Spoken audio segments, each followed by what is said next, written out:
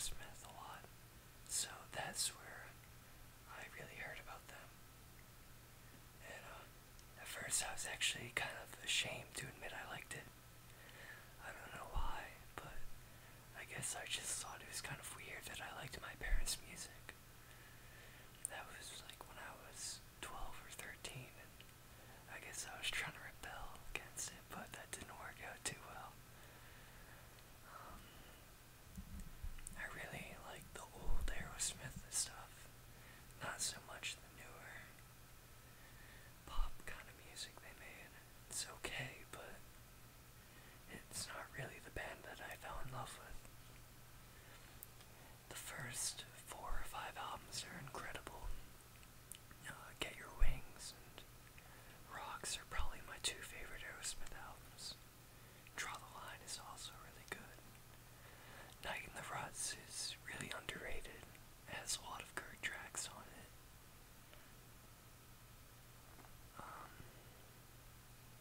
The 80s stuff was okay. It wasn't that great, but I guess there's a couple good songs here and there. Let's see what's next.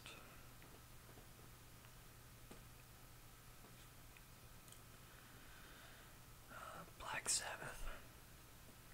This is a band that my friend really got me into. I didn't really listen to that much metal for a while. Black Sabbath was probably one of the first metal bands that I checked out and really got into. I still actually haven't heard all of their albums. I have most of the Aussie ones, and I've only heard a couple of the Dio songs, which would probably not go over too well with a lot of Black Sabbath fans, but I've only recently gotten into them in probably the past 3 or 4 years.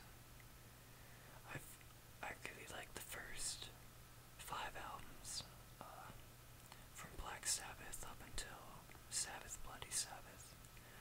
Those are all excellent. I've listened to a couple of the tracks from the other albums as well, but it's something I definitely gotta check out more because I'm not too familiar with them. The Beatles, obviously. I think everyone loves the Beatles. My favorite albums would probably be Abbey Road and Revolver. The White Album is really good too. I know a lot of people think it's kind of with all a little fillerish, but I really like the experimentation on that album. And songs like Happiness is a Warm Gun, Your Blues, they're all incredible tracks and really ahead of its time. Boston. Boston only put out a couple of albums, and however long they've been out, since 1976 I think is when their first album came out. And they've only had like 4 or 5 albums, which is a little unusual, but the first 3 are spectacular. I mean, their debut album is probably one of the greatest debut albums to ever come out. And Don't Look Back is equally as good, even though a lot of people don't seem to like it as much. I actually sometimes prefer it in the summer. Boston is just really great summer music. I love driving around, blasting it. The third album, Third Stage, is also really good, but I think that's when the quality started to decline. And the albums after that are okay, but I've only listened to them once or twice, and nothing really stood out.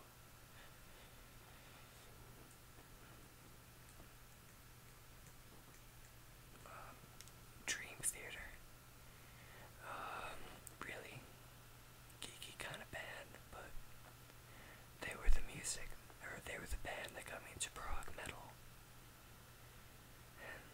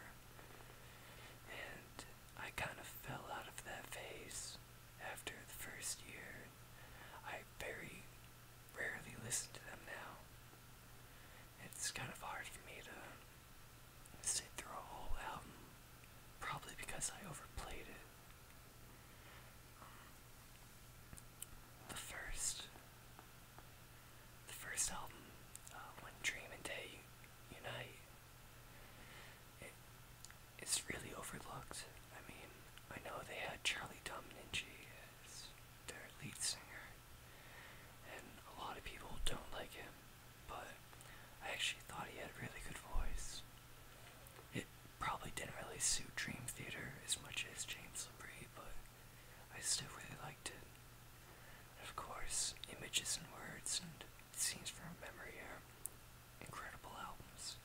Scenes from Memory is probably in my top 15 albums, if not my top 10. It's, even though I don't really like Dream Theater all that much anymore, I still love that album. I think it's perfect. Elton John would be in my top 3 artists of all time.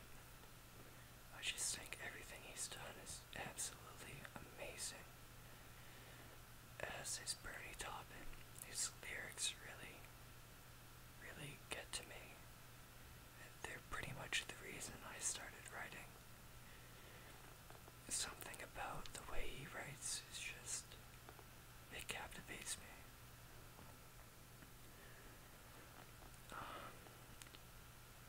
Elton John kind of declined in quality in the 80s. He put out some iffy albums, but pretty much everything he did in the 70s was incredible. I mean, of course, everyone knows Goodbye Yellow Brick Road, but he was so much more than that. He had Hockey Chateau, Madman Across the Water, Blue Moves, Captain Fantastic, Rock of the Westies, and even A Single Man, which is really a sentimental album for me. I know that's kind of when his quality started to decline because he didn't have Bernie Taupin write lyrics on that album, but I still think it's incredible. Song for Guy is amazing, as is Shine On Through. Let's see what else I got. Fleetwood Mac, another really sentimental band for me, and another band that has been around for a long time, but actually they have a lot of albums, but the albums that I really like from them are more from the Stevie Nicks and Lindsey Buckingham era, although I really do like the Peter Green albums and the mid-era with, I believe his name is Bob Welch, with Mystery to Me. Oh, I really hope I didn't mess up that name. I'm